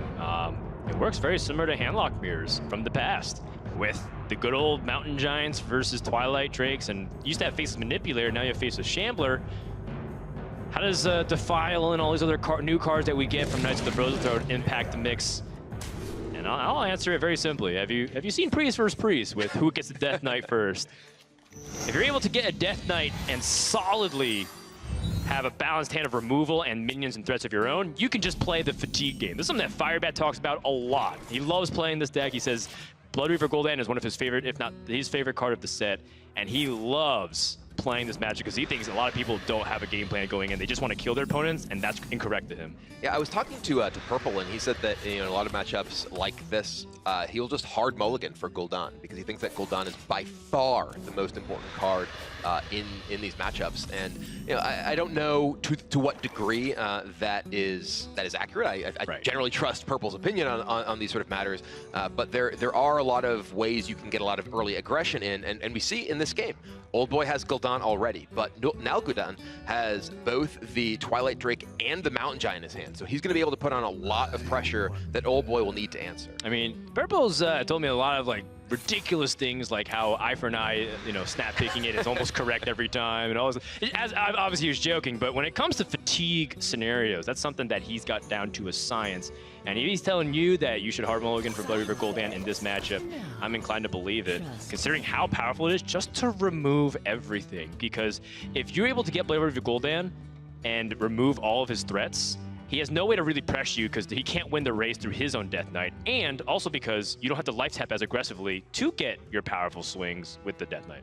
There's some of the issue though is this Mountain Giant. These big minions can come out very quickly. There's only so many hard removal spells available to deal with them. There's 2 copies of Siphon Soul in OldBoy's deck. Yes, he has ways he can chip damage into this, both in terms of wearing it down over time, as well as to prevent that Faceless Shambler in Nalguidan's hand from getting quite as much value. Look how important it was that Nalguidan did not follow the traditional curve of Twilight Drake into Life Tap Mountain Giant, because the Spellbreaker just came to OldBoy's hand. So a significant difference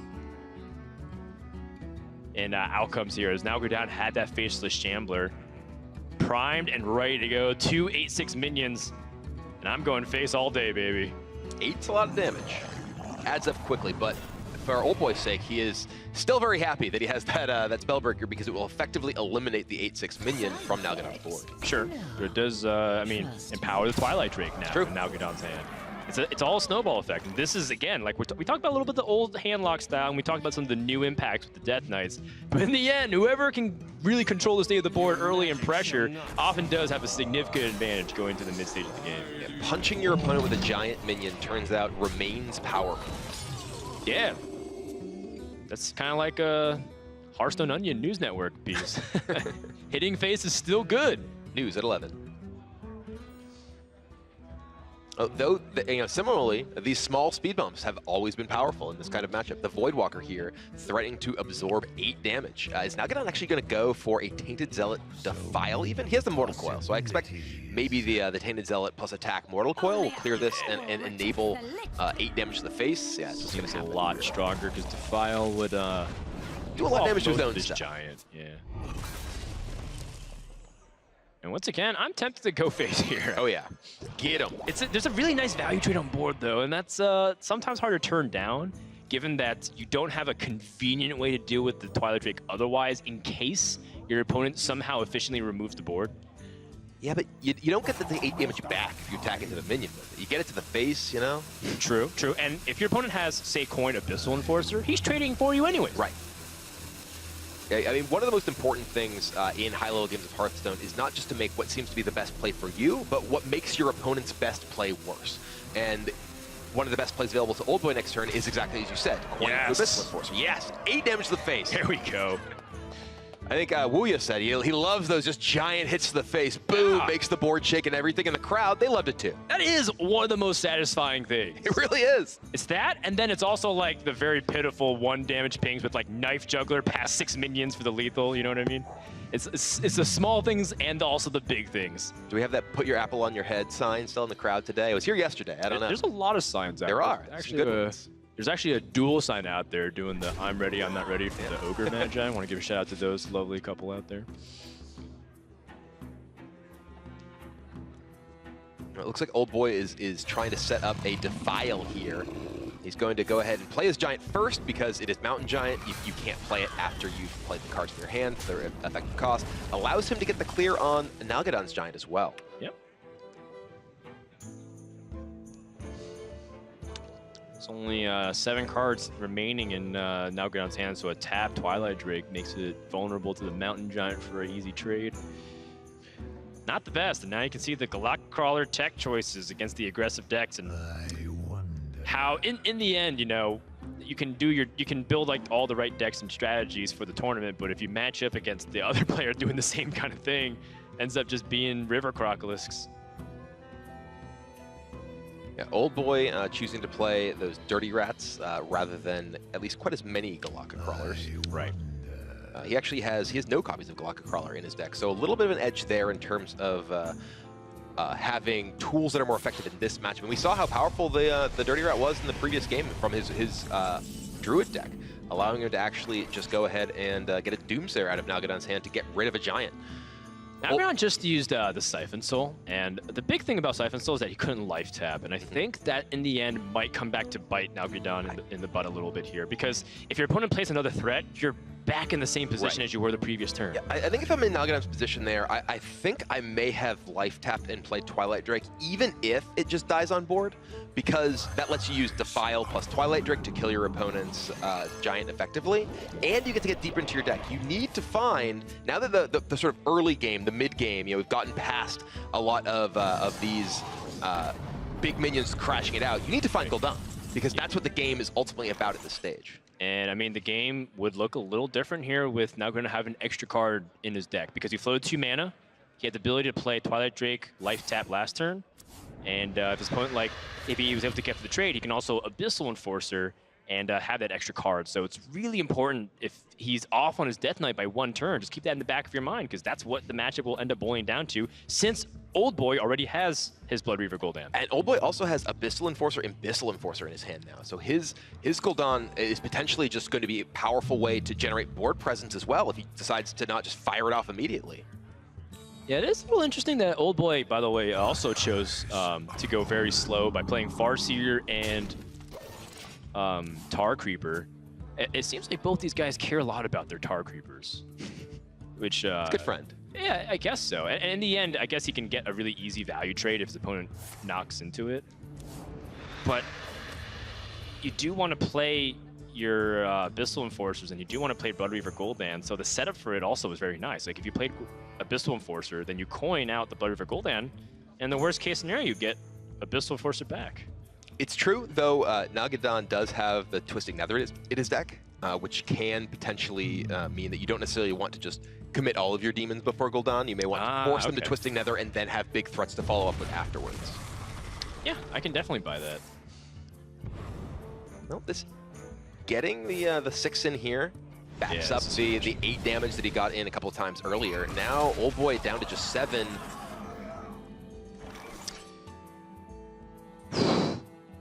Going down to just 4. But that he knows that barring multiple Hellfires and 1 Hellfire was just cast last turn, there's no way to deal 4 damage. There could be Hellfire plus Tainted Zealot. That is a possible lethal opportunity for Nalguidan. That would be wild. That's something that we just never see, really.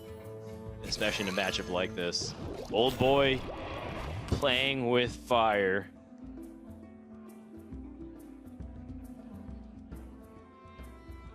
And now Nalguidan was just a bunch of fairly weak cards. Those Galactic Crawlers hasn't been able to find his own Gul'dan. Giant 1 mana off if he goes 1 card deeper. Still though, double Twilight Drake, not a bad play whatsoever. 4-7, 4-8.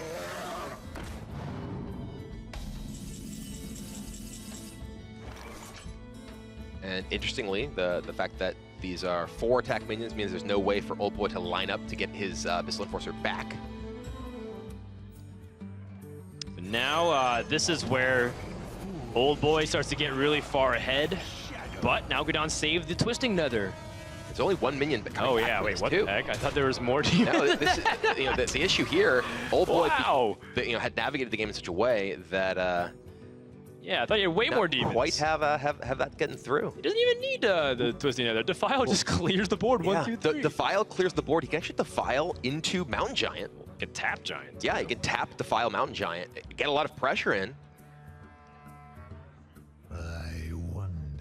Yeah, and then actually set up 2-turn lethal. Yeah. What just happened here? I thought OldBoy had a lot more because the way he was like saving his abyssals, you kind of talked about layering your threats for Twisting Nether, and I'm like, oh, that makes so much sense.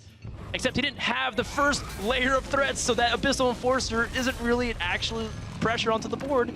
And now Nalguidan set up a way to win as early as next turn. Oh my goodness! Well, there is one. There's scenario. the Dirty Rat. There's a Doomsayer.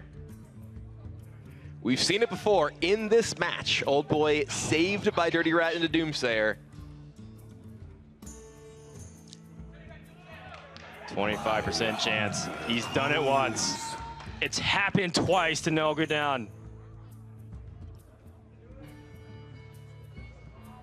There is a way he can first draw to see what happens. You can Mortal Coil to see the result.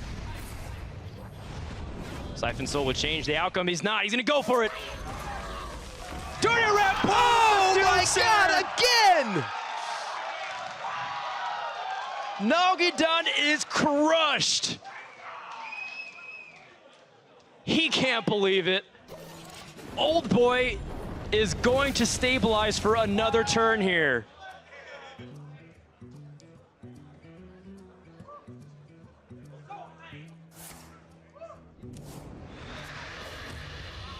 He can't find his Gul'dan. 7 cards left in his deck. Every card he plays is either too weak or dies to Blood Reaver Gul'dan. OldBoy needed that one chance that his opponent had a Doomsayer. I know Nalguidan's favorite card. It's Leper Gnome. I also know his least favorite card right now. What is it? Spoiler, Dirty Rat. And Nalguidan, he goes wide in the board, but Abyssal Enforcer answers it. Chomp. Down goes the Tar Creeper as well. Oh, he's going face. Forcing Nalguidan to be able to have Blood Reaver Gul'dan off the top. He's there. What a draw here from Nalguidan. What demons even died? This series has been so long. I've seen so many Warlock games. He had a Voidwalker that died last turn. Hellfire, that's enough. Hellfire. Yeah, Hellfire clears through. the Hellfire hero power. plus the punch plus the chomp. And OldBoy, he was in such dire straits, down 0-2, but a miracle Dirty Rat saves the day and he stays alive in the tournament. Latin America will have to wait another series for a top 8 finish in the championship. OldBoy survives by the hair of his chinny chin chin.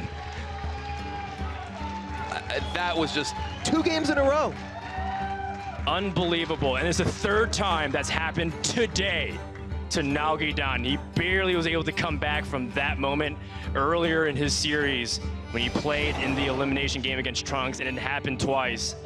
But hey, you talk about some of the tech choices. People have played Dirty Rat in their decks specifically to try to counter some of these control decks and their options, whether it's Quest Mage, whether you're trying to maybe snipe that Barnes from Big Priest, or whether or not you're gonna get Doomsayer every time against a big board. Let's head over to TJ, who's waiting with OldBoy. Thanks very much, guys. It's right. I'm with OldBoy after his win, and man, you look exhausted. Walk me through what's going on in your head right now after that win. I'm very excited, man. All I needed just to go back to hotel and rest, so that's it. Well, I'll try and keep it short so you can get that rest. A big question, how much do you like Dirty Rat right now? That's my favorite card. It's going to go in all his decks from here on out, I can guarantee you that. Another question, so I can go ahead and give you your opponent for the next round. You're actually going to be going up against Jason Cho in the quarterfinals tomorrow. How do you feel about that matchup? I know it's tough to think ahead at this point, but what are your initial thoughts? I think he's one of the best players, and the good point that he has a Chamonix in his lineup, so I'm good with his lineup at least. So that's it. All right, and final question to let you get some rest. It seems like you have gained a lot of fans in the audience. There's a lot of signs for you. Is there anything you'd like to say to not only the fans in the crowd, but also the fans at home that may be an OldBoy fan now? I just did what Dr. J told me to do. All right, you heard it here first. Once again, a big round of applause for OldBoy as he's going to the quarterfinals. A big congratulations. Let's send it back over to the desk. All right, well, you saw that OldBoy is able to keep a good sense of humor despite it being a very stressful series. And again, you know, he said, I got to credit people who helped me. And also, I finally get a matchup against Jason Zoe against a lineup I designed to counter. It ended up being a control matchups all the way through for his entire group. Yeah, pretty much everyone in that group was looking to target aggressive decks, looking to target Shaman, board-centric decks. Control after control, and now OldBoy is going to get what he came here for. That's right, and we're not done yet. We have a lot of great action coming up next. We have Purple and Wuya, another rematch from earlier in the group stage, which was quite the nail-biter. It was the series of the tournament in day one. What's going to happen for their second bout? We've had a lot of fun. Nalguidan fought his best all throughout playoffs and championship, but his journey ends here as OldBoy lives till day number 3. When we come back, more action here in the Summer Championship for Hearthstone Championship Tour.